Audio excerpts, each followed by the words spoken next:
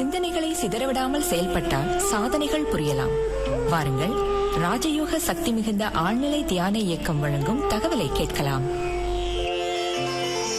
மூட நம்பிக்கை அப்படின்னு சொல்லணும்னு சொன்னா, குருவை கேட்டீங்கன்னா, ஆண்டவன் அறிவை கொடுத்திருக்காரு, சிந்திக்கக்கூடிய அறிவை கொடுத்திருக்காரு. முதல் அறிவுக்கு வேலை கொடுக்க வேண்டும். அதுக்கு பிறகுதான் கடவுள்கிட்ட நம்ம எதையும் சொல்லணும். நான் வேலைக்கு போக மாட்டாங்க, சோம்பேறியா இருப்பாங்க, எந்த ஒரு முயற்சியும் செய்யாமல் இருப்பாங்க, தன்னம்பிக்கை இல்லாமல் இருப்பாங்க, எல்லாம் கடவுளே பார்த்துக்குவாரு அப்படின்னு சொல்றது தவறு. நாம் முயற்சி செய்யணும், முயற்சி இருக்கணும், முயற்சியோடு நம்ம உழைக்க தயாராக இருக்கணும். அப்படி இருக்கும்பொழுது தான் இறைவனோட அருளும் நமக்கு கிடைப்பதற்கான வாய்ப்பு இருக்கிறது. பல ஆயிரம் ஆண்டுகளுக்கு முன்னால யோகியினால, ரிஷிகளால சொல்லப்பட்ட ஆருடம் என்ற ஒரு நிலை இருக்கிறது. இந்த ஆருடம் என்ற அடிப்படையில் தான் இவைகள் எல்லாமே அடங்கியிருக்கிறது.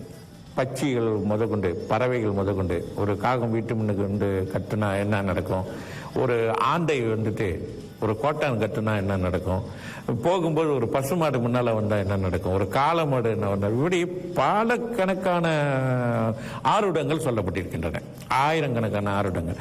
ஒட்டு மொத்தமாகவே இது மூட நம்பிக்கை என்று ஒரேடியாக அவைகளை மறுத்து விடுகின்றார்கள். இப்ப உதாரணத்துக்கு நீங்க வீட்டை விட்டு வெளியே வரீங்கன்னு வைங்க. இப்போ வரீங்க, உடனே ஒரு பெரிய ஒரு பாம்பு முன்னுக்கு போகுதுன்னு வைங்க. உடனே சொல்லிடுவாங்க, அந்த பாம்பு குறுக்க போச்சுடா, இன்னைக்கு போகக்கூடிய காரியம் உருப்பட்டாப்புல தான் அப்படின்னு நினைச்சு முடிவு பண்ணிடுவாங்க. பாம்பு போறதுக்கு நல்லதாகவும் நடக்கலாம், கெட்டதாகவும் இருக்கலாம். அதை எப்படி நம்ம தெரிந்து கொள்வது? என்ன கிழமையில நீங்க வெளியாகிறீங்க, அடுத்து என்ன டைம்ல, ஒரு வாட்ச் இருந்துச்சுன்னா வாட்ச் நீங்க பார்க்கலாம், எத்தனை மணிக்கு கிராஸ் பண்ணுது. மூன்றாவது எந்த திசையிலிருந்து எந்த திசைக்கு போகுது.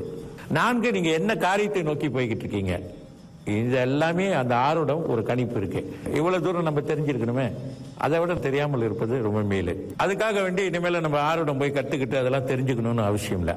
அதுக்கு நம்ம என்ன செய்யலாம்? யோக சக்தி பெற்றவர்கள் தன்மேல் நம்பிக்கை வச்சு, யோக சக்தி மேல் நம்பிக்கை வச்சு, உங்க இஷ்ட தெய்வத்தை நினைத்து விட்டு நீங்க என்ன காரியத்துக்கு போறீங்களோ அந்த காரியத்தை நீங்க மனதில் நினைத்து, இஷ்ட தெய்வத்தை நினைச்சு, சரி எதுவாக இருந்தாலும் இறைவனெல்லாம் எனக்கு நல்லது தான் நடக்கும் என்ற நம்பிக்கையோடு நீங்கள் உங்கள் காரியத்தில் இறங்க வேண்டியதுதான். அவ்வளவுதான் விஷயம்.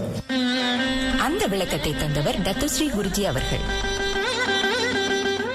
நேயர்களே, வளமான வாழ்க்கைக்கு சிறந்த சிந்தனை தேவை. அந்த தகவலை கொண்டு வந்தது ராஜயோக சக்தி மிகுந்த ஆழ்நிலை தியான இயக்கம்.